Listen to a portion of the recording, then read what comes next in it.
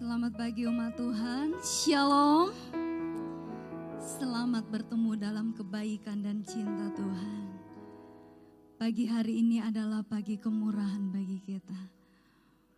Tuhan Yesus tetap baik bagi kita. Di dalam rumah Tuhanlah kita bisa menikmati kebaikan Tuhan yang sesungguhnya. Karena hanya di dalam rumah Tuhan kita bisa melihat pribadinya secara utuh dalam kehidupan kita. Satu yang kita perlu syukuri, Allah yang besar ada di tempat ini. Siap untuk bertemu dengan kita. Siap untuk melawat kita pagi hari ini. Saya jemput kita untuk bangkit berdiri bersama-sama. Kita mau siapkan hati kita mau satu di dalam doa. Hanya pujian, hanya ucapan syukur, hanya pengagungan Tuhan, hanya cinta akan rumah-Mu yang membuat pagi ini kami berkumpul dengan kerinduan. Satu yang kami minta, kami sangat-sangat rindu ada di dalam hadirat Tuhan. Kami ingin lebih lagi mendekat kepada-Mu Tuhan. Transferkan kekuatan yang baru dalam kehidupan kami. Biarlah kami bisa lebih dan lebih lagi menikmati kemurahan Allah pagi ini. Jangan lewatkan kami pagi ini. Tapi kami minta Tuhan biarlah tangan kasih-Mu senantiasa. Tangan kasih itu yang membawa kami. Tangan kasih itu yang akan memulihkan kami pagi ini. Kami bawa ibadah kami dari awal hingga berakhirnya ke dalam tangan-Mu. Pagi ini kami minta darah anak domba Allah menyucikan kami. Membasuh kami dengan darah-Mu.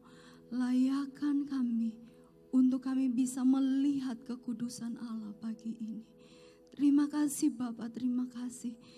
Di dalam nama Yesus kami berdoa. Haleluya. Amin. Berikan tepuk tangan. Sorak-sorai kemuliaan bagi Allah kita. Haleluya. Kita mau sama-sama katakan, Tuhan Yesus sungguh sangat dan teramat baik dalam kehidupan kita. Kita adalah orang-orang yang mengalami bukti kasih setia Tuhan. Katakan, dari hari ke hari besar cinta-Mu nyata. Dari generasi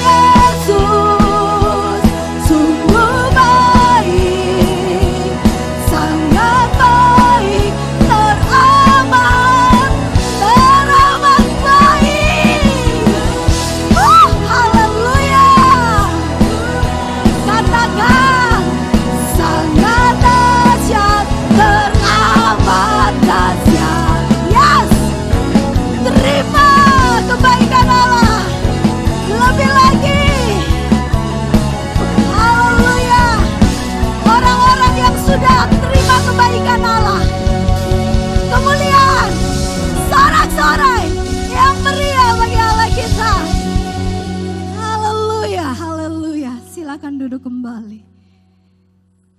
Allah kita sungguh baik, amin. Amin.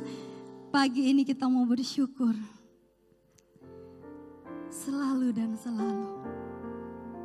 Hanya kata terlalu banyak, terlalu besar. Tidak ada alasan untuk kita tidak bersyukur, Bapak Ibu. Tidak ada alasan.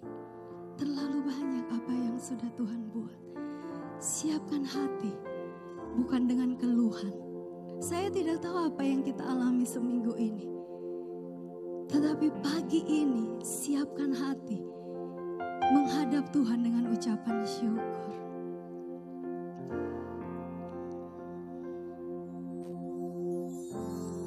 Banyak yang kau perbuat di dalam hidupku.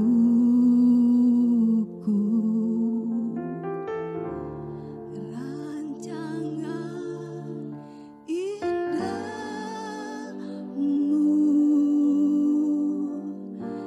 terjadi di hidupku.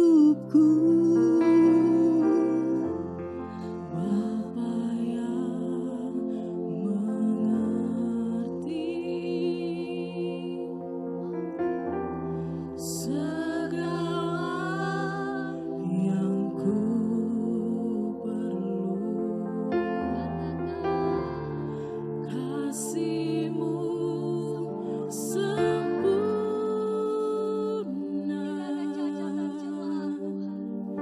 nyata dalam hidupku. Sama-sama kita ku bersyukur Bapa, naikkan syukur-Mu. Ku bersyukur Tuhan, buat kasih setia-Mu di dalam hidupku. Ku bersyukur.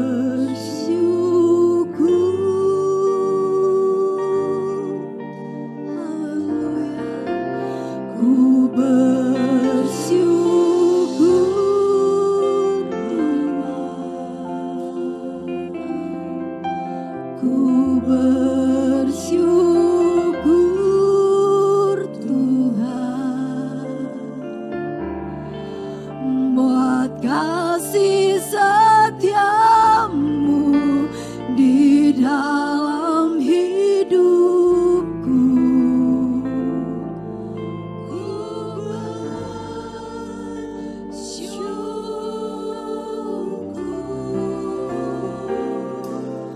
Tuhan.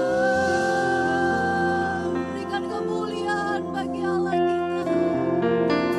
Katakan banyak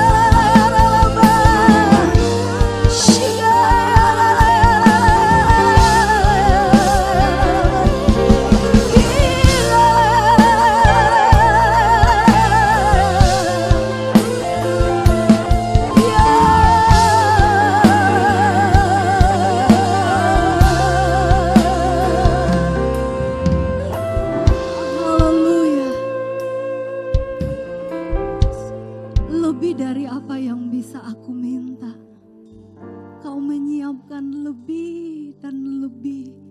Kau menyediakan lebih dan lebih. Lebih dari apa yang bisa aku katakan terkadang Tuhan. Lebih kau menjawab doaku Tuhan. Lebih dari apa yang bisa aku rencanakan. Lebih yang kau rencanakan bagiku. Tidak pernah kau tinggalkanku sendiri Tuhan. Tidak pernah kau tinggalkanku sendiri. Bahkan di dalam kebesaran-Mu, di dalam rumah-Mu, kami umat-Mu mau bersaksi bahwa tidak ada pencobaan, tidak ada lembah yang tidak bisa kami lewati kala kami tetap percaya kepadamu. Benar umat Tuhan, sama-sama kita mau akui. Sama-sama kita mau akui dari hati kita. Karena kita mau bersyukur untuk Allah Immanuel kita. Tak ada lembah gelap yang tak ku lewati tanpa hadir-Mu.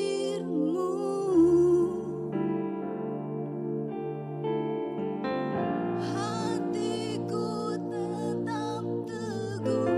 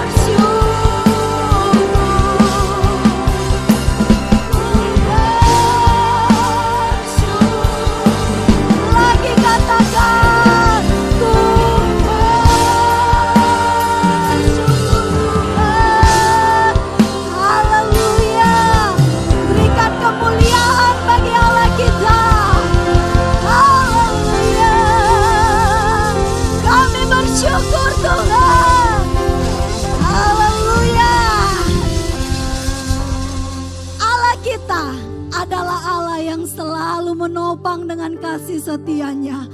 Allah yang selalu bisa membuat kita tertawa. Amin. Amin. Dialah kekuatan kita. Sama-sama kita mau nyatakan. Bagi Allah kita, Kau kekuatanku, penopang hidupku, panji keselamatan. Kau buktikan kasih setiamu, benteng hidupku. Tak akan ku takut, sebab ku tahu Engkau besertaku.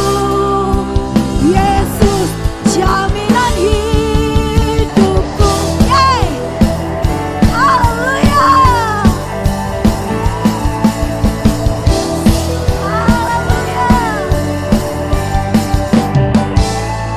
Sama-sama berjalan bersamamu, tak akan ku gentar. Katakan, tanganmu menopangku. Haleluya. Jalani kehidupan. Katakan dengan imanmu, mengangkatku ke atas gunung batu. Kau beriku kemenangan. Semuanya, Kau kekuatanku, penopang. Katakan, Kau buktikan kasih setiamu. Yes. Takkan ku takut, sebab ku tahu. Katakan, yes, jaminan hidup. Haleluya. Kami bertepuk tangan, kami bersorak-sorai bagi Allah kami. Kami bangga Tuhan. Berjalan bersamamu dengan iman, tak akan ku gentar. Tanganmu menopangku. Haleluya. Dengan iman serukan, Kau mengangkatku ke atas gunung batu. Kau beriku, serukan, Kau kekuatanku, penopang hidupku, panji keselamatan. Kau buktikan kasih, oh benteng hidupku.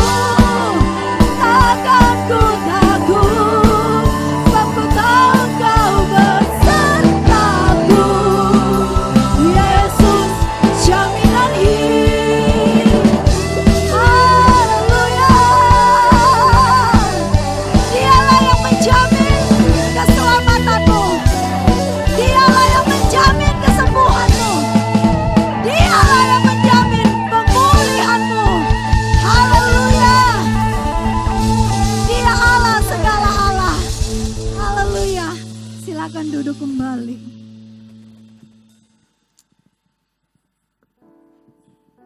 Saya percaya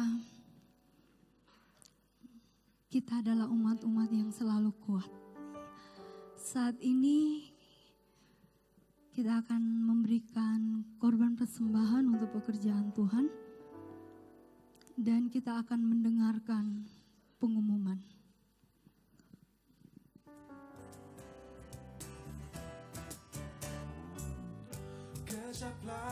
Kami mengundang jemaat Tuhan untuk mengikuti doa bersama setiap hari Senin, Rabu, Kamis jam 7 malam bertempat di Gedung Pastori Baru.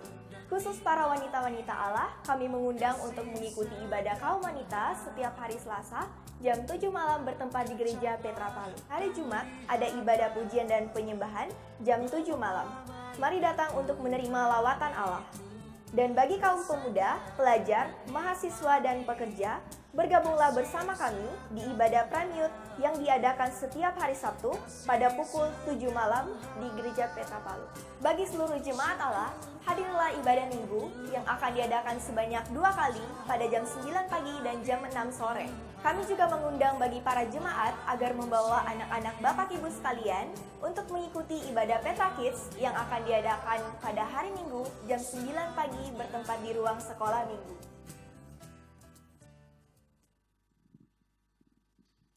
Iya, pengumuman selanjutnya adalah bagi Bapak Ibu yang rindu menyaksikan cinta kasih Tuhan dapat menghubungi nama dan nomor yang tertera. Ya, dan selanjutnya saya menyapa ya dengan kasih dan kebaikan Tuhan. Karena jiwa baru adalah jawaban doa dari kami. Kami selalu mendoakan domba-domba yang terhilang. Pagi hari ini, adakah dari Bapak Ibu Saudara sekalian yang baru pertama kali hadir bergabung bersama kami di tempat ini? Bisa Bapak Ibu mengangkat tangannya, kami akan menyambut Bapak Ibu dalam kebaikan Tuhan. Ada yang baru pertama kali hadir pagi ini?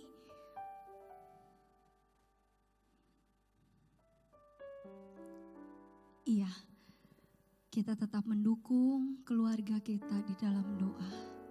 Siapapun dia, satu saat kita punya iman, dia akan bergabung bersama dengan kita di tempat ini. Pagi ini kita akan siapkan tanah hati yang terbaik untuk ditaburi kekuatan firman Allah. Tanpa kekuatan itu, kita tidak mampu bertahan. Tanpa kekuatan itu, mungkin kita juga sudah terhilang kembali. Ya, kenapa kita mau mengenal lebih lagi Yehova Jireh? Terkadang kita sakit, kita harus kembali kepada Yehova Rafa. Kita butuh sesuatu, kita harus kembali mengenal Yehova Jireh kita. Pengenalan yang bertumbuh di dalam Tuhan, itulah kerinduan hatiku Tuhan. Lewat kebenaran firman Allah, sama-sama kita menyatakan bagi Allah kita.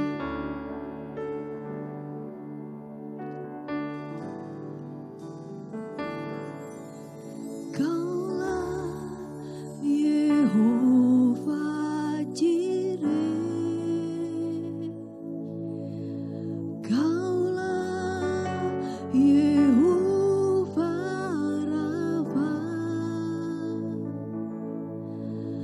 Tuhan yang menyediakan gembalaku yang baik, agung mulia besar anugerahmu. Lagi Kaulah Yehova Jireh, Kaulah Yehova Rafa,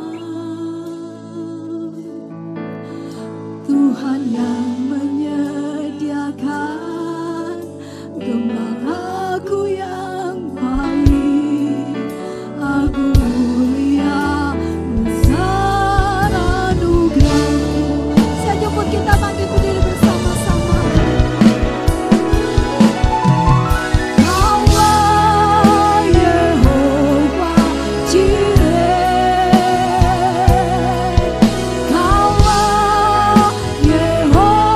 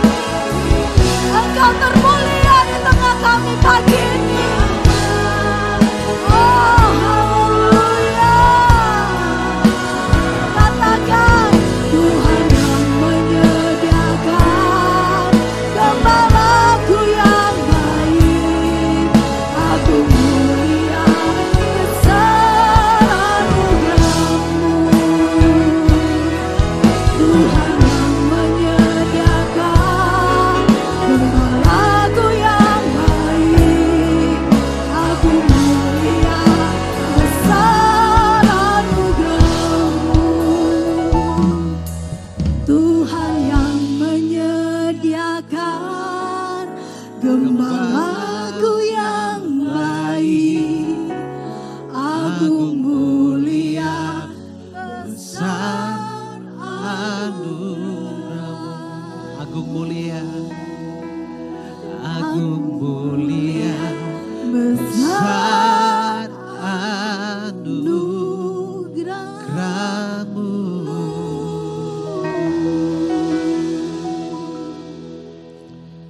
Kami percaya Tuhan tidak akan mengambil anugerah yang Tuhan sudah anugerahkan kepada kami. Tapi itu akan terus menjadi bagian dalam kehidupan kami. Walaupun kami kemudian berusaha keluar dari anugerah itu, atau kami berusaha melepaskannya, anugerah itu tetap berlaku buat kami. Tuhan tetap menanti kami berbalik kepada Tuhan. Tuhan tetap menunggu kami seperti anak yang terhilang berbalik kepada Bapaknya. Terima kasih buat pagi hari ini, buat kesempatan yang indah Tuhan karuniakan kepada kami untuk kembali bisa beribadah kepada Tuhan. Disepakat di dalam ibadah ini nama Tuhan sudah ditinggikan. Terima kasih Bapa. Tidak ada orang yang menyombongkan diri di tempat ini. Tidak ada orang yang merasa lebih baik di tempat ini. Kami adalah orang-orang yang memiliki standar yang sama di hadapan Tuhan. Yaitu orang-orang yang dipanggil dan orang-orang yang akan ditetapkan jika terus setia akan menjadi terpilih di hadapan Tuhan. Terima kasih Bapa.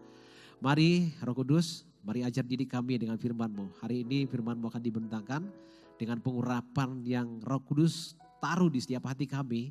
Dalam setiap pemberitaan firman ini akan terus membawa kami mengerti, berjalan di setiap jalur kehendak Tuhan. Terima kasih Bapa. Setiap yang tidak berasal daripada Allah, apapun itu, logika manusia kami, intimidasi yang mencoba ditanamkan iblis, kami sepakat bersama-sama menolak dalam nama Yesus Kristus Tuhan. Tuhan tahirkan tempat ini. Kami aktifkan setiap cover Tuhan di sekeliling kami. Dalam nama Yesus Kristus Tuhan. Bahkan tapal batas Tuhan buat di sekeliling kami. Semua rancangan iblis tidak akan berlaku dan tidak akan masuk di tempat ini. Kami mau mendengarkan firman-Mu. Roh Kudus, mari ajar diri kami. Sekali lagi berbicara bersama dengan hamba-Mu. Dalam nama Yesus Kristus, kami siap dengan firman Tuhan. Yang siap sama-sama katakan haleluya. Amin.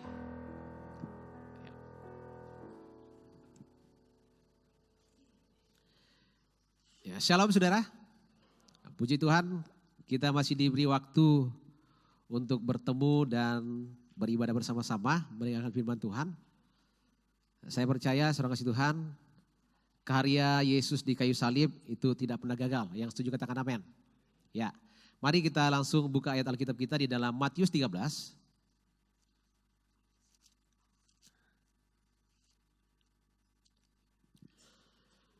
Matius 13 ayat 24 sampai 29. Perumpamaan tentang lalang di antara gandum. Yesus membentangkan satu perumpamaan lain lagi kepada mereka. Katanya, hal kerajaan surga itu seumpama orang yang menaburkan benih yang baik di ladangnya. Tetapi pada waktu semua orang tidur, datanglah musuhnya menaburkan benih lalang di antara gandum itu lalu pergi. Ketika gandum itu tumbuh dan mulai berbulir, nampak jugalah lalang itu. Maka datanglah hamba-hamba Tuhan ladang itu kepadanya dan berkata, Tuhan, bukankah benih baik yang Tuhan taburkan di ladang Tuhan? Dari manakah lalang itu? Jawab Tuhan itu, seorang musuh yang melakukannya. Lalu berkatalah hamba-hamba itu kepadanya, jadi maukah Tuhan supaya kami pergi mencabut lalang itu? Tapi ia berkata, jangan. Sebab mungkin gandum itu ikut tercabut pada waktu kamu mencabut lalang itu. Biarkanlah keduanya tumbuh bersama sampai waktu menuai. Pada waktu itu aku akan berkata kepada para penuai, kumpulkanlah dahulu lalang itu dan ikatlah berkas-berkas untuk dibakar. Kemudian kumpulkanlah gandum itu ke dalam lumbungku. Nah, saudara kasih Tuhan, saya tahu saudara sudah mengerti perumpamaan ini. Tapi saya coba bertanya kepada Tuhan, Tuhan maksud lain selain berbicara tentang benih ini maksudnya apa sih Tuhan? Nah, saudara kasih Tuhan, pagi tepat ketika saya parkir kendaraan saya di depan, Tuhan menaruh suatu dalam hati saya berkata seperti ini. Bahwa perumpamaan ini tidak sekedar berbicara tentang benih, tapi perumpamaan ini juga berbicara tentang dua pola hidup yang akan berjalan bersama-sama. Ya, dari dunia ini saudara kasih Tuhan, akan berdiri dua pola hidup. Pola hidup yang pertama adalah pola hidup kerajaan Allah. Dan yang kedua adalah pola hidup kerajaan iblis. Dua-duanya dibentuk dari benih Ya, masing-masing benih saudara Tuhan. Jadi tempat menaburkan itu adalah kehidupan dunia ini, dan dunia ini itu juga bisa berbicara tentang kehidupan gereja. Ya. Jadi saudara Tuhan, selain Tuhan datang menabur benih, kalau saudara baca di perumpamaan sebelumnya di ayat 1 di situ dikatakan perumpamaan tentang seorang penabur. Penabur yang dimaksudkan di situ adalah anak manusia. Anak manusia yang dimaksudkan di situ adalah Yesus Kristus. Maksudnya seperti ini saudara Tuhan. Setelah tragedi yang terjadi di Taman Eden, peristiwa kelanjutan kehidupan kerajaan Allah dimulai dengan pengorbanan Yesus di kayu salib. Hadirnya Taman Getsemani dan dibentuknya manusia untuk ditaruh di Taman Eden, itu adalah awal sebuah berdirinya pola hidup kerajaan Allah di bumi. Tetapi kemudian saudara kasih Tuhan, ketika iblis dilemparkan ke bumi, maka pola hidup yang ditanamkan iblis bersanding bersama di dalam Taman Eden. Ya. Jadi ketika manusia sudah hidup nyaman dengan pola hidup kerajaan Allah yang diterapkan Tuhan dalam kehidupan mereka di Taman Eden, datanglah iblis dengan membuat sebuah propaganda, menerobos sebuah aturan kehidupan di Taman Eden atau aturan kerajaan Allah yang Tuhan sudah bentuk di dalam Taman Eden. Mari coba kita buka Kejadian 3. Ya, kita harus buka ayat saudara ya.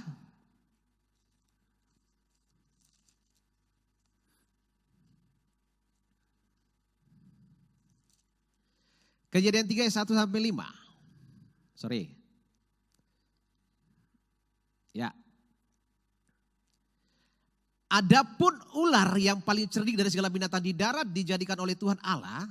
Ular itu berkata kepada perempuan itu, tentulah Allah berfirman, semua pohon dalam taman ini jangan kamu makan buahnya, bukan? Lalu sahabat perempuan itu kepada ular itu, buah pohon-pohonan dalam taman ini boleh kami makan. Tetapi tentang buah pohon yang ada di tengah-tengah taman, Allah berfirman, jangan kamu makan ataupun raba buah itu, nanti kamu mati. Perhatikan ya, ini provokasi iblis menerobos aturan kerajaan Allah, hidup kerajaan Allah di dalam taman ini berkata seperti ini. Tetapi ular itu berkata kepada perempuan itu, sekali-kali kamu tidak akan mati, tetapi Allah mengetahui bahwa pada waktu kamu memakannya matamu akan terbuka dan kamu akan menjadi sama seperti Allah. Perhatikan. Pola hidup kerajaan Allah adalah Allah memerintah dalam sebuah kehidupan dan manusia yang diciptakan kewajibannya tunduk kepada aturan yang berlaku. Tetapi pola hidup yang ditanamkan iblis di Taman Eden itu menerobos tatanan hidup kerajaan Allah yang ada dalam Taman Eden dan mengubah struktur saudara kasih Tuhan menjadi manusia tidak taat kepada Tuhan dan manusia menjadi otoritas atas dirinya sendiri. Itu pola hidup. Karena itu di dalam Matius 13 tadi akan terjadi satu masa di mana anak manusia menaburkan benih. Benih adalah sebuah kehidupan, tatanan kehidupan kerajaan Allah. Saudara kasih Tuhan. Lalu kita berkata penabur yaitu musuh datang juga menaburkan. Datang menabur dalam artian datang membangun sebuah tatanan hidup yang baru. Tatanan hidup yang kemudian bersanding bersama-sama. Ya, lalu kalau saudara baca kembali ayat tadi berkata seperti ini. Yang bertanggung jawab memelihara ladang itu berkata seperti ini. Tuhan, bukankah Tuhan itu menaburkannya benih yang baik saja? Lalu kenapa ada benih yang lain? Tuhan itu berkata seperti ini. Ada musuh yang menaburkannya. Jadi sadar atau tidak sadar maksud Tuhan. Kita ini sedang berjalan dalam dua pola hidup. Pola hidup kerajaan Allah. Dan kita ada di dalamnya saudara Tuhan. Jadi Tuhan membangun sebuah pola hidup ya, di mana struktur keterikatan antara Tuhan dan manusia itu terjalin. Saudara mengerti jauh ini, amin? Ya. Nah, hadirnya pola yang ditawarkan iblis di Taman Eden itu merusak keterikatan kita dengan Tuhan. Itu merusak keterhubungan kita dengan Tuhan. Tetapi saudara Tuhan, matinya Yesus sebagai anak domba Allah yang dikorbankan di kayu salib itu membangun kembali, menjalin kembali hubungan yang terputus itu. Jadi korban Yesus di kayu salib adalah sebuah cara tanggung jawab Tuhan atas semua tragedi di Taman Eden. Jadi perhatikan ya, apa yang dikerjakan Yesus sebagai anak domba Allah yang dikorbankan di kayu salib adalah sebuah tanggung jawab atas kehidupan manusia. Tanggung jawab itu dalam bentuk mengembalikan apa yang sudah dirusak oleh iblis. Tanggung jawab itu adalah bentuk sebuah cara untuk mengembalikan keterikatan manusia dengan Tuhan. Tapi sekali lagi, sekalipun Yesus sudah mati di kayu salib, sudah mengembalikan pola hidup itu kepada kita, di mana kita kembali terpaut kepada Tuhan, di mana kita kembali terhubung kepada Tuhan, saya mau katakan, iblis tidak pernah berhenti sampai di situ. Iblis tidak pernah berhenti hanya karena Yesus sudah mati di kayu salib. Iblis akan terus melakukan pola ini, menanamkan pola ini di dalam dunia, saudara kasih Tuhan. Perhatikan, kita akan belajar lebih banyak lagi. Kita belajar dari sebuah kisah. Ya. Mari kita buka ayat ini. 1 Timotius.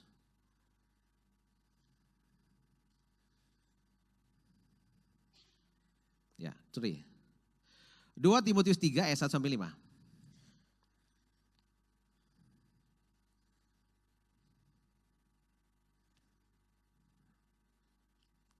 Lama sekali. Ya. Oke.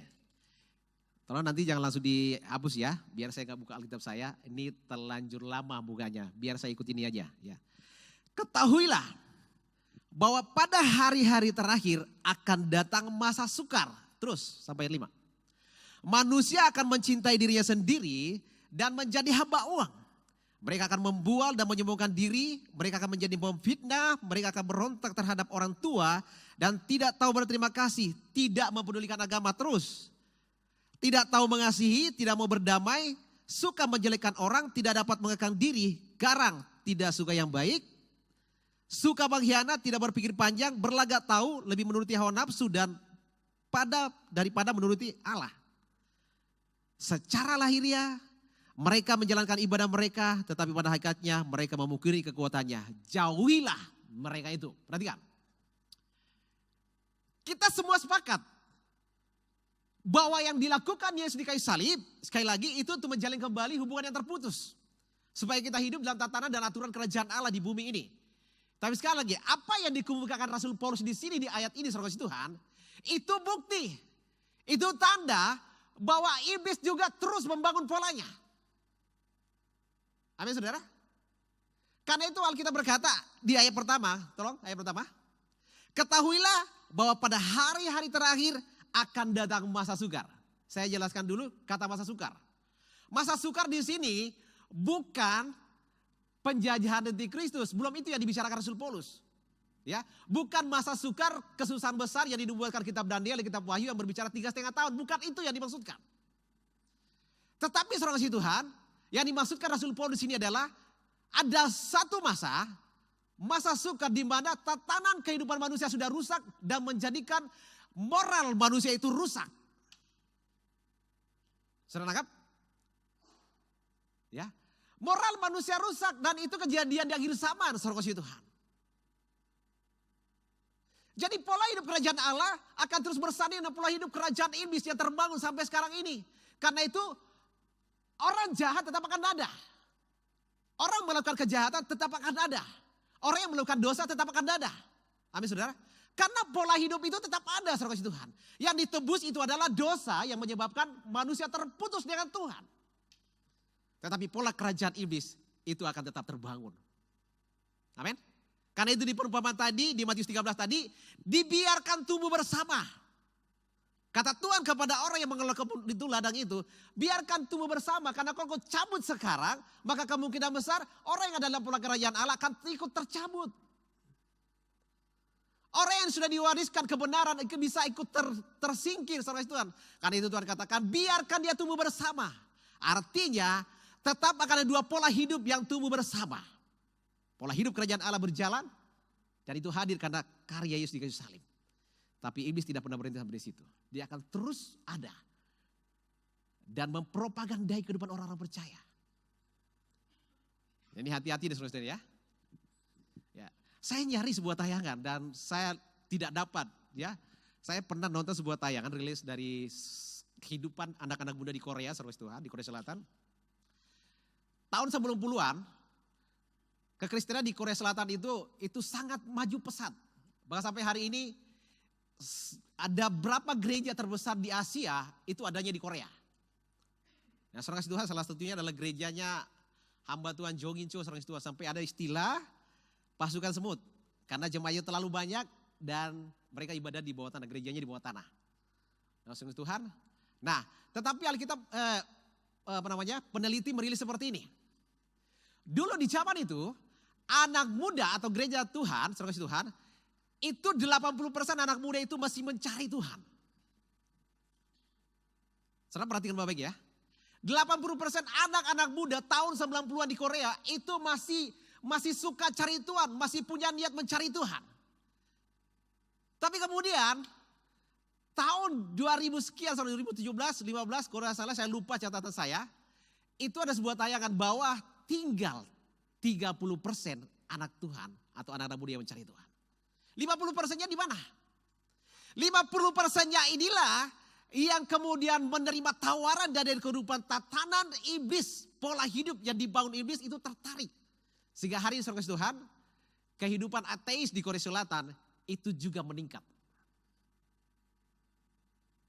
Meningkat karena apa? Karena adanya pola hidup yang ada di samping pola hidup kerajaan Allah. Bahkan anak Tuhan pun terseret oleh pola hidup itu. Sudah nangkap, amin? Ya kita koreksi diri masing-masing lah.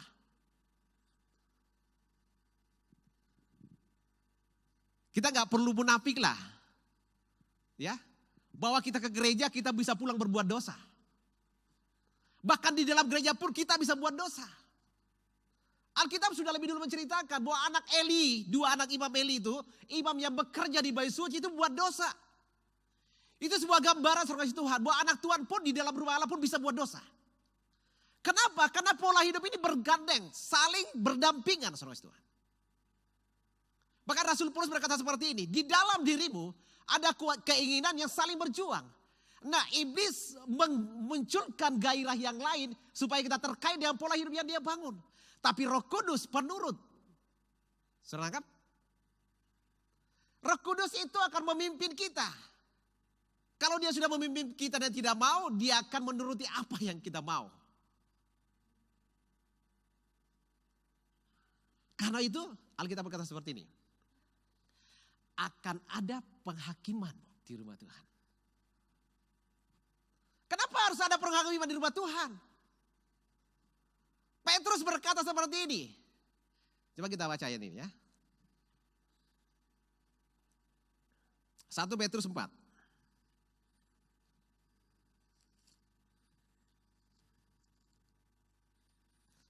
Ayat 15 sampai 17.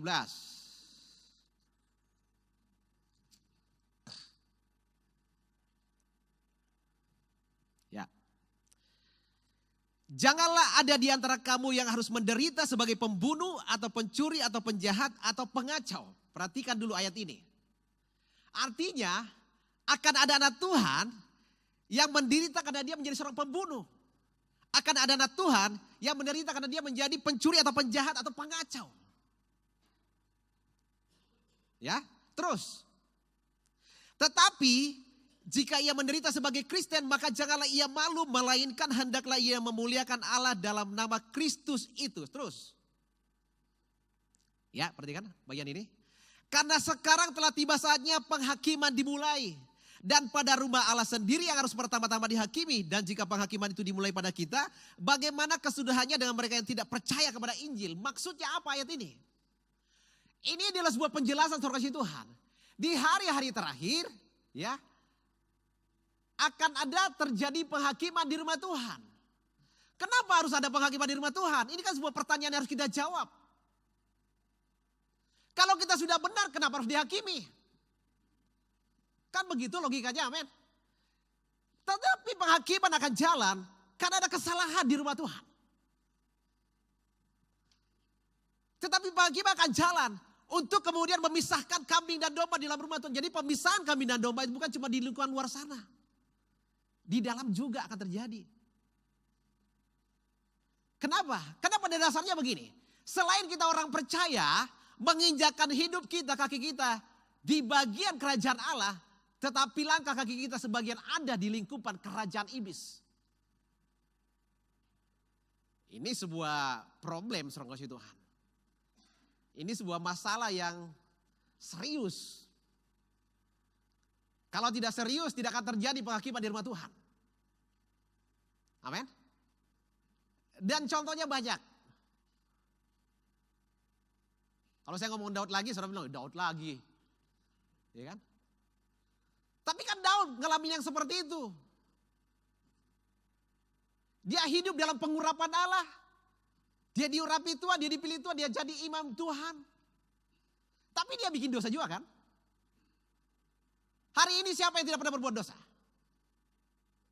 Itu artinya begini, kita tetap mengambil tawaran dunia. Dosa itu adalah sebuah tawaran dari kerajaan iblis. Dosa itulah sebuah tawaran dari pola hidup yang terbangun selain daripada pola hidup kerajaan Allah.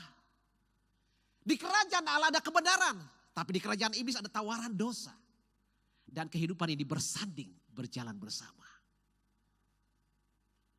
Ya. Yang kemudian, perhatikan. Sekali lagi, kalau ada penghakiman di rumah Tuhan, sekali lagi itu kan ada kesalahan terjadi di rumah Tuhan. Kalau tidak akan perlu terjadi penghakiman. Kalau kita semua benar-benar sudah jadi benar, hidup dalam pola kerajaan Allah, buat ada penghakiman. Ayat yang kita baca dalam Matius 13 tadi, itu mengisahkan ya. Nanti terakhir akan ada penghakiman. Ketika lalangnya dikumpulkan, artinya penghakiman sudah dimulai, pemisahan. Jadi penghakiman yang dimaksudkan di rumah Tuhan terjadi itu adalah terjadinya pemisahan yang dilakukan oleh Tuhan. Di mana anak Tuhan yang mau hidup seperti lalang silahkan. Di mana ada Tuhan yang mau tetap hidup di dalam wilayah kerajaan Allah silahkan. Dan kita sudah tahu endingnya seperti apa. Yang tetap dalam wilayah kerajaan Allah menerima janji. Sorry. Ya, saya tidak matikan tadi, lupa. Ya. Ini iblis mengganggu ini. Pak miss call dia. Dia bilang, berhenti Jo itu. Dia mau kasih tahu saya, berhenti, kau hancurkan saya punya hidup ini. Ya, saya kasih tahu sekali, lanjut lagi ya. Sekali lagi perumpamaan itu berbicara tentang berdirinya dua pola hidup di dunia ini. Dan pola hidup itu ada dalam rumah Tuhan juga. Faktanya bahwa di rumah Tuhan akan terjadi penghakiman. Tujuannya itu memisahkan apa? Lalang dan gandum. Ya, kita lanjut berbicara lagi. Kita buka Wahyu 3. Apakah indikasi ini salah atau benar? Mari kita buka kitab Wahyu.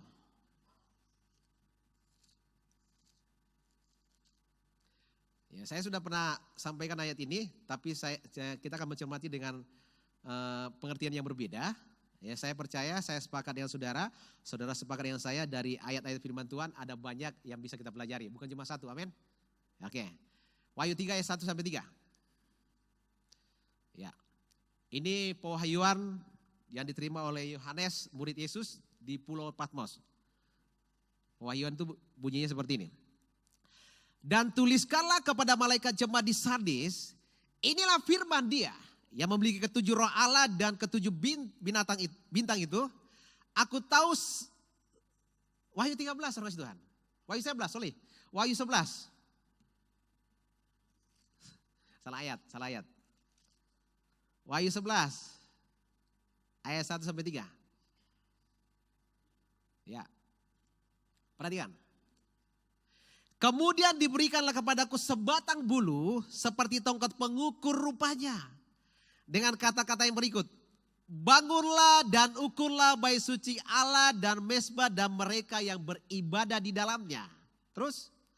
Tetapi kecualikan pelataran bait suci yang di sebelah luar. Janganlah engkau mengukurnya. Karena ia telah diberikan kepada bangsa-bangsa lain. Dan mereka akan menginjak-injak kota suci selama 42 tahun lamanya. Perhatikan baik-baik ayat ini. Ya. Di situ di ayat itu berkata seperti ini. Akan terjadi pemisahan.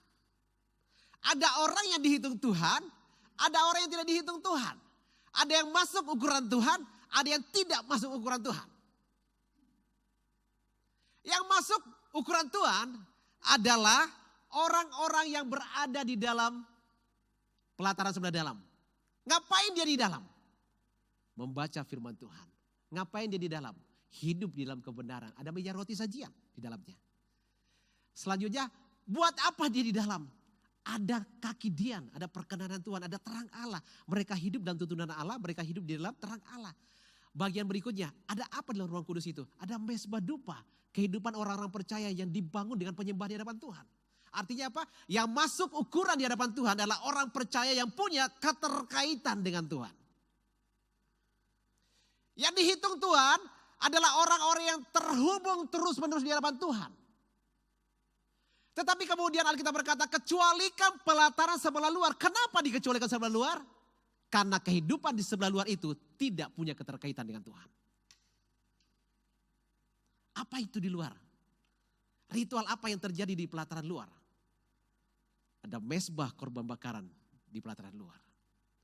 Ada kolam pembasuhan di pelataran luar. Jadi yang akan dihitung Tuhan, serang kasih Tuhan, adalah orang yang punya mesbah dupa. Yang dihitung Tuhan adalah orang yang punya kaki Dian. Yang dihitung Tuhan adalah orang yang punya meja roti sajian. Orang percaya yang hanya sekedar sampai di batas korban bakaran dan kolam pembasuhan. Nah, saya nggak perlu jelaskan ini, saudara sudah tahu itu maksudnya. Ini dasar kekristenan kita. Itu tidak dihitung Tuhan. Dikecualikan. Kita baca kembali ayat itu. Tetapi kecualikan pelataran bait suci yang di sebelah luar. Janganlah engkau mengukurnya. Kenapa dikecualikan, tidak diukur oleh Tuhan? Karena kehidupan di wilayah pelataran sebelah luar, disitulah kehidupan wilayah jatuh bangunnya manusia di dalam dosa.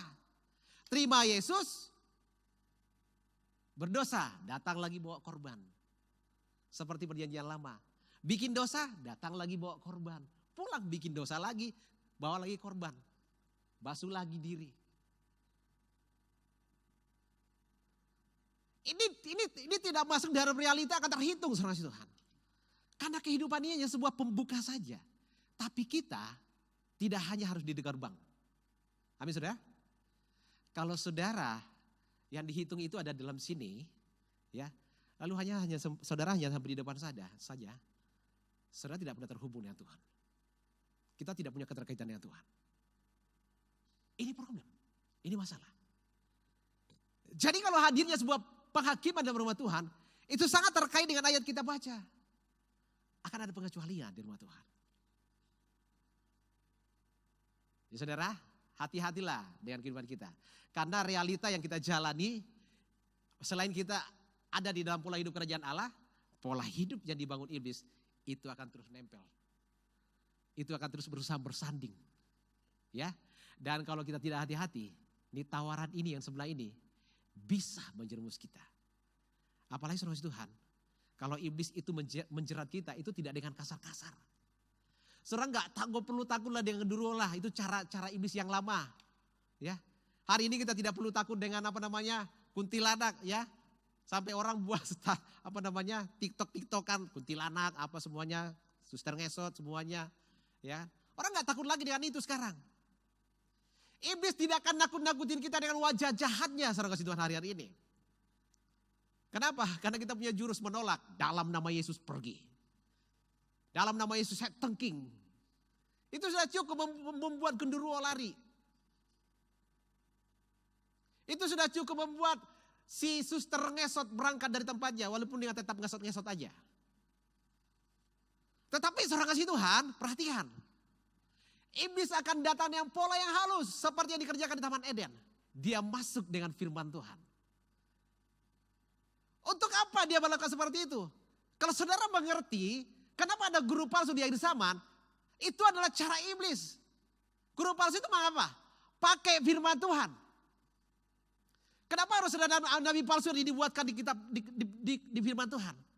Karena nabi palsu adalah jerat iblis. Yang akan menawarkan kebenaran sepertinya betul, tapi sebenarnya salah. Dan kenapa harus ada Mesias palsu yang dikatakan oleh kitab? Karena akan terjadi penyesatan yang besar. Tampilnya Mesias palsu akan berkata, itulah dia. Saudara mengerti sejauh ini? Amin. Hati-hati menjalani hidup. Salah melangkah, kita ada di pola hidup yang salah. Amin. Hati-hati memilih. Belum selesai ya tadi ya, tentang anak muda Korea. Sekali lagi tahun 90-an ketika Korea itu dilanda dengan kegerakan karismatik saudara kasih Tuhan. Anak muda itu sampai 80% anak muda gereja itu cari Tuhan dengan sungguh-sungguh. Dan itu yang membuat kegerakan besar terjadi di sana. Kenapa? Kalau anak muda yang bergerak, saudara tahu gereja itu gampang penuh. Ya, kenapa? Karena komunitas tua-tua akan semakin berkurang. Yang diharapkan adalah generasi baru. Amin.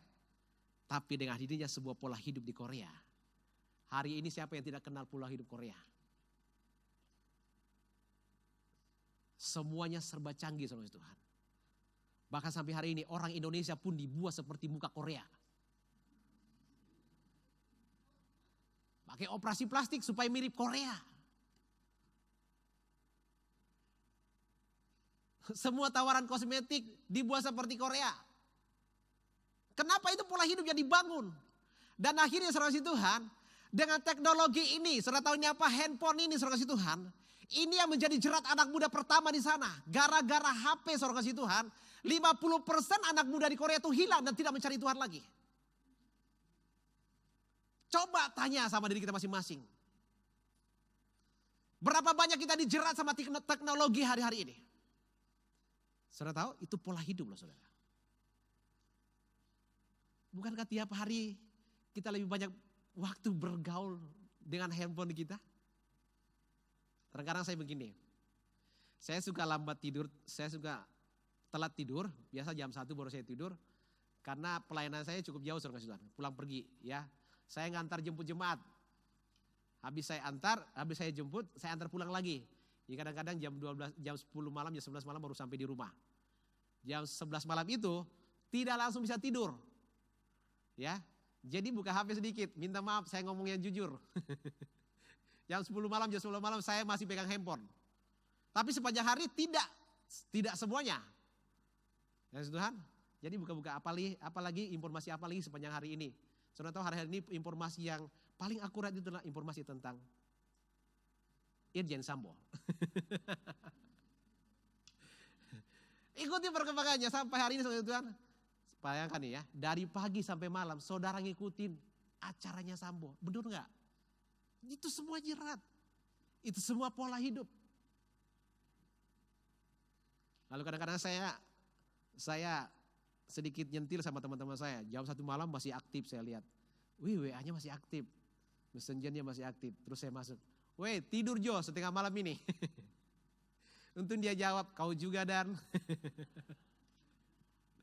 Nah saudara kasih Tuhan. Ini pola hidup yang sedang ditawarkan kepada kita. Disibukkan dengan perkara dunia itu cara iblis. Ya mari kita buka kembali. Di mana tadi? Di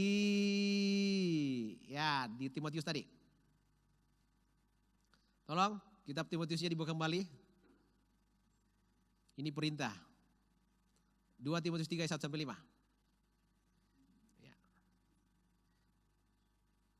Ketahuilah bahwa pada hari-hari terakhir akan datang masa sukar. Sekali lagi, masa sukar yang dimasukkan Rasul Paulus ini itu bukan tentang masa sukar 3,5 tahun lamanya di mana antikristus menjajah, memerintah dengan penganiayaan.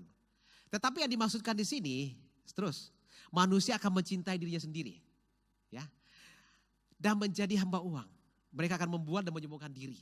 Mereka akan menjadi memfitnah, mereka akan berontak terhadap orang tua dan tidak tahu berterima kasih, tidak mempedulikan agama.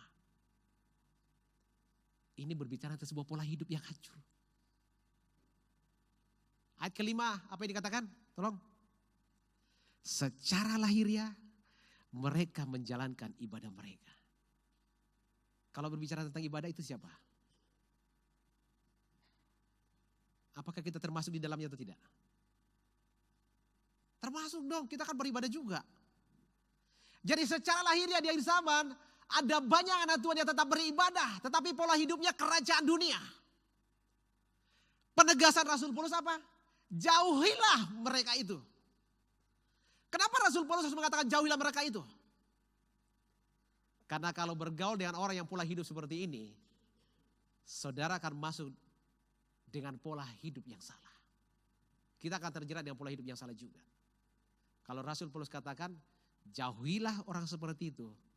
Karena orang-orang seperti itu punya pengaruh yang buruk atas kita. Perlu dijauhi orang yang seperti ini.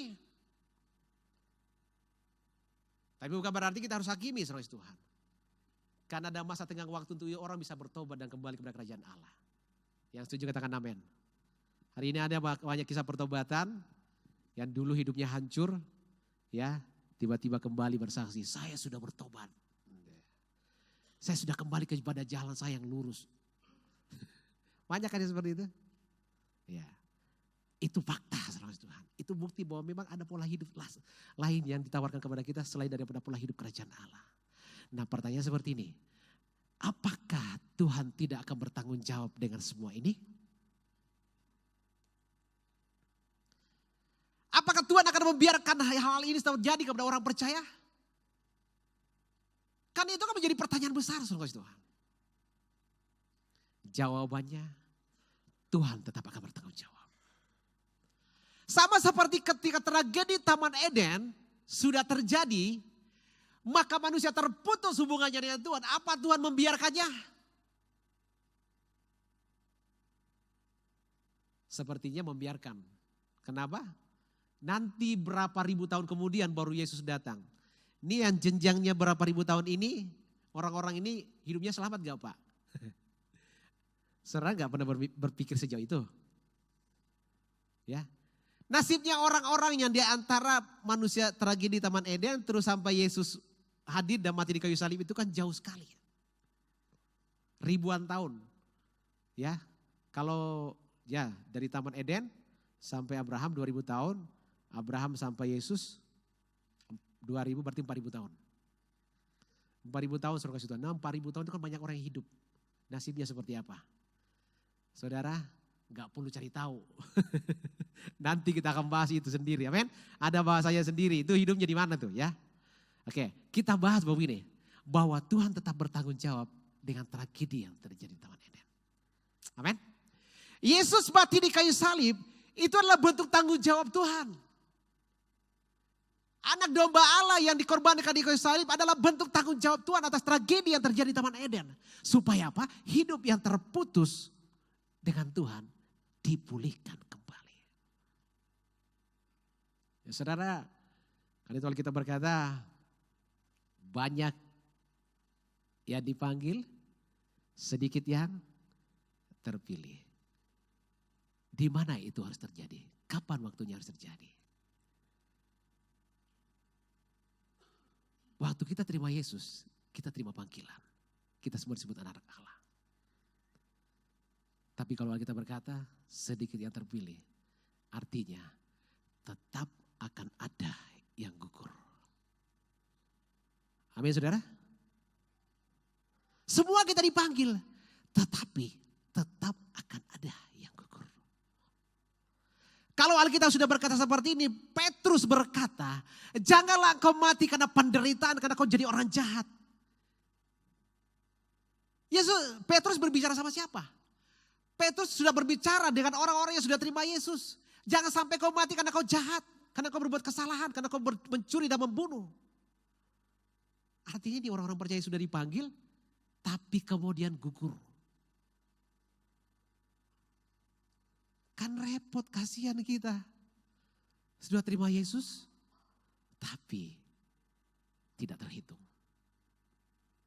Nah sekarang apa solusi Yesus dari Tuhan? Supaya hal ini tidak terjadi kepada kita. Ya. Saudara ingat firman Tuhan, saya tidak sempat catat. Rasul Paulus berkata seperti ini. Janganlah jauhkan dirimu dari persekutuan orang benar. Tolong carikan dong ayatnya. Lupa saya. Ya. Jangan jauhkan dirimu dari persekutuan orang benar. Ya. Rasul Paulus berbicara seperti ini saudara Tuhan. Karena ada sebuah kehidupan nantinya di mana orang-orang itu tidak akan mencari Tuhan. Pola hidup yang akan ditawarkan kepada kita adalah pola hidup yang menghancurkan kerinduan kita mencari Tuhan. Senang kamu, amin? Ya. Terus Rasul Paulus maksudnya ngomong, Jangan jauhkan dirimu dari persekutuan orang benar. Seperti yang dibiasakan oleh beberapa orang. Tetapi lakukan itu semakin giat menjelang Tuhan datang kedua kalinya.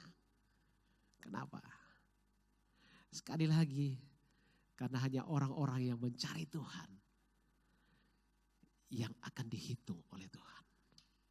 Amin saudara. Jadi solusinya apa? Jangan pernah berhenti mencari Tuhan. Ketika engkau mencari Tuhan, engkau akan menemukan kerajaan Allah.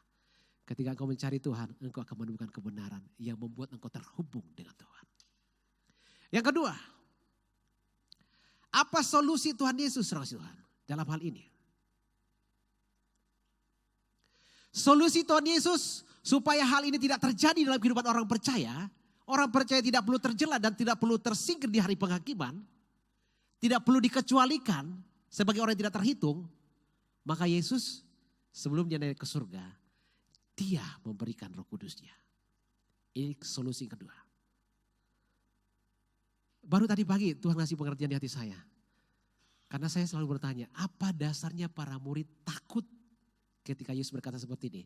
Tidak lama lagi anak manusia akan diserahkan. Mereka takut kehilangan Yesus.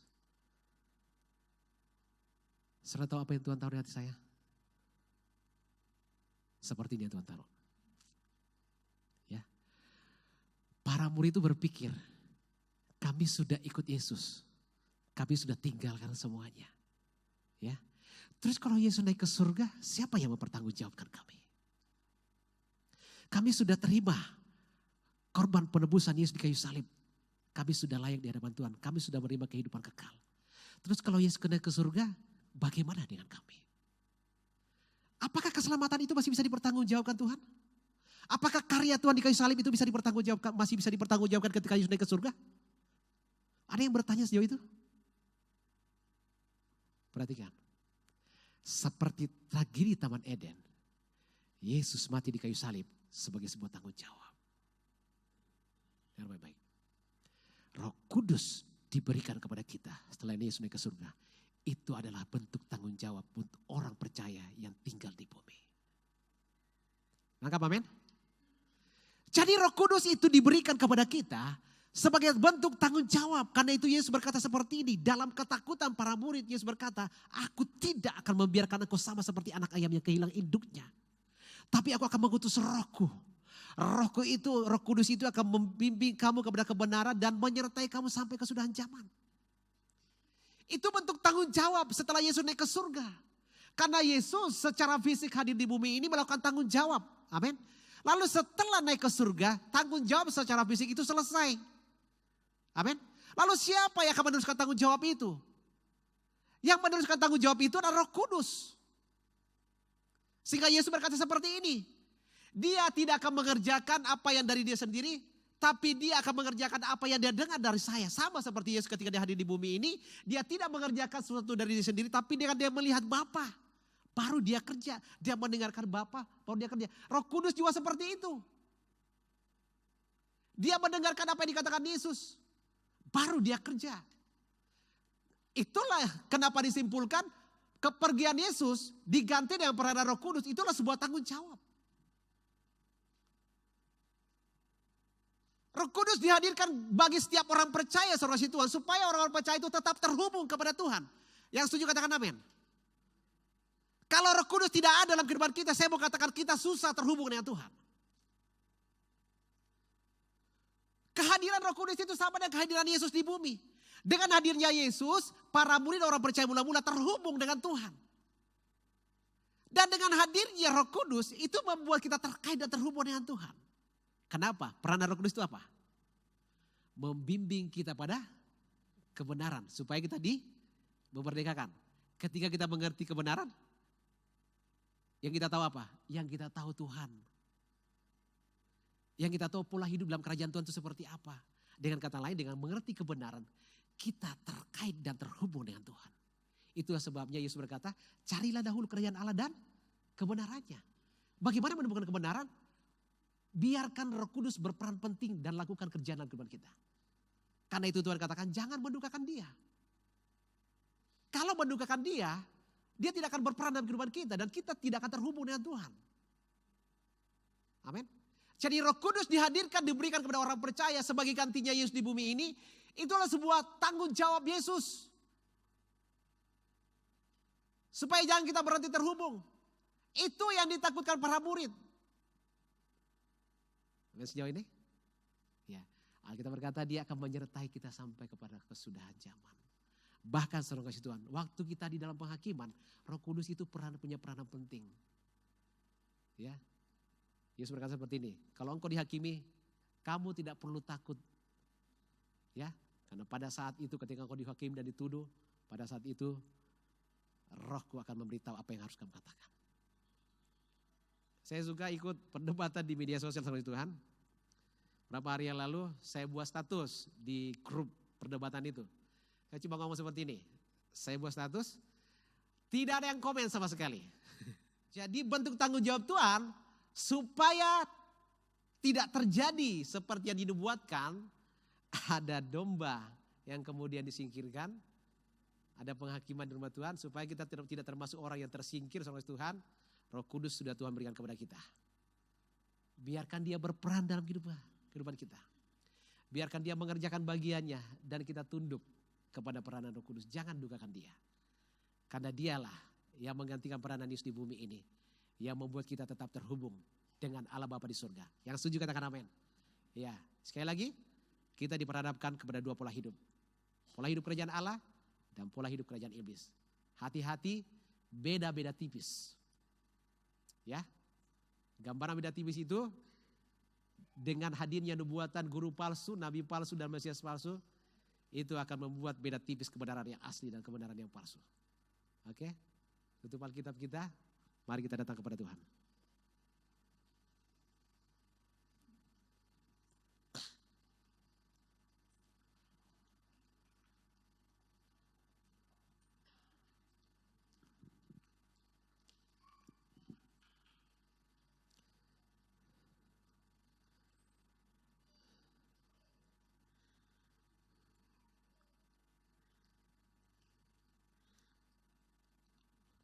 Kita angkat pujian ini. Kerajaanmu datanglah, kehendakmu jadilah.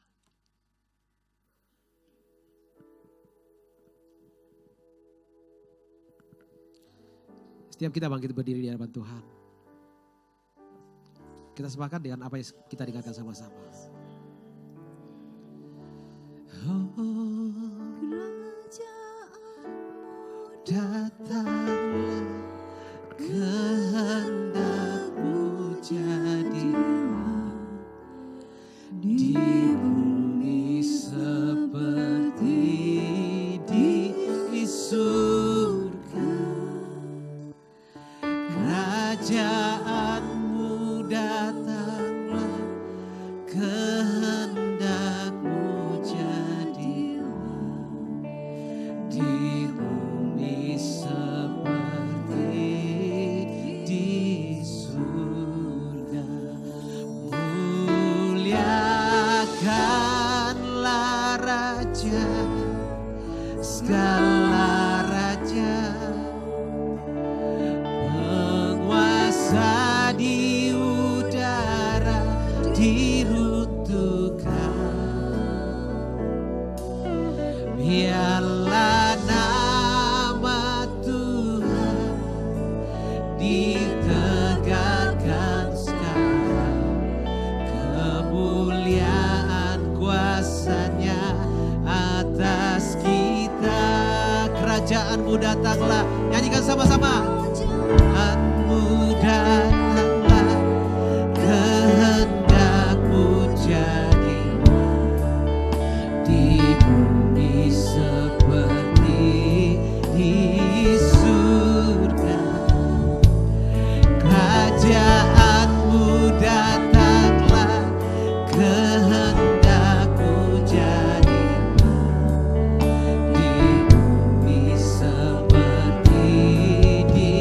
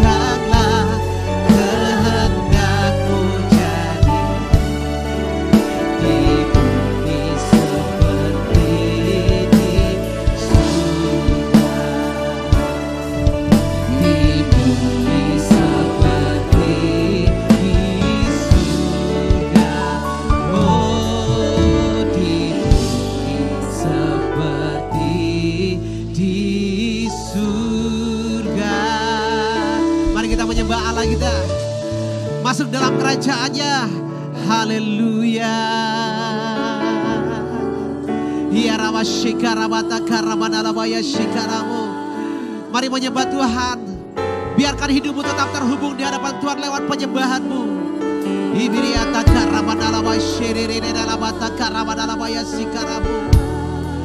Glory, haleluya. Kami menyembahmu, kami tinggikan namamu Yesus. Oh, kami bersyukur, kami agungkan namamu. Ya Rabba Shikaramata Ibiriata Karamanalabaya Shikaramata.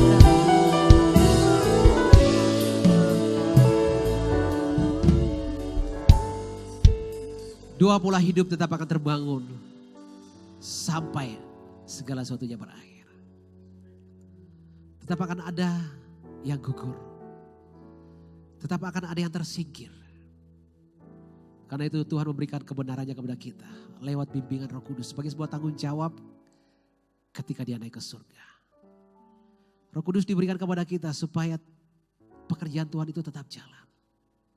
Roh Kudus akan membimbing kita kepada kebenaran. Dia akan menyertai kita sampai kesudahan zaman. Itu tanggung jawab Tuhan Yesus. Supaya tidak ada orang yang gugur. Karena itu perintahnya jangan dukakan dia. Apalagi menghujatnya. Mendukakan dan menghujat Roh Kudus. Itu adalah sebuah kesalahan besar. Karena itu akan membuat kita tidak terhubung dengan kerajaannya. Dengan Tuhan. Kerajaanmu datanglah, kehendakmu jadilah di bumi seperti di surga. Kerajaanmu datanglah, kehendakmu jadilah di bumi seperti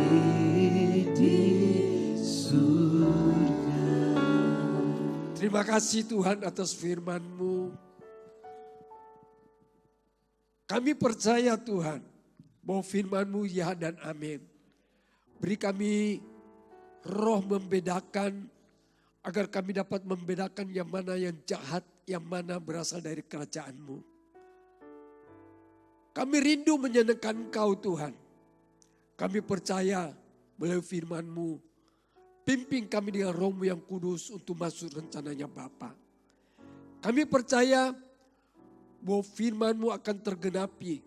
Kami rindu semua menjadi pilihan Allah untuk masuk di dalam kerajaan-Mu. Terima kasih atas firman-Mu. Berkati seluruh sidang jemaat-Mu. Keluarga nikah kami, anak-anak kami, sekolahnya, pelajarannya, pergaulannya, jauhkan dari pergaulan yang jahat. Beri pemuda remaja roh takut akan Engkau, sehingga mereka menjauhi kejahatan. Berkati juga pekerja usaha sidang jemaat-Mu. Apapun yang mereka kerjakan, usahakan Kau buat berhasil. Dan Kau mengangkat mereka menjadi kepala bukan ekor. Sebentar lagi sidang jemaat akan kembali ke rumah masing-masing. Kiranya pulalah saudaraku dengan selamat berkat cinta kasih persekutuan daripada Allah Bapa, Putra dan Roh Kudus. Di dalam nama Tuhan Yesus Kristus yang percaya katakan amin.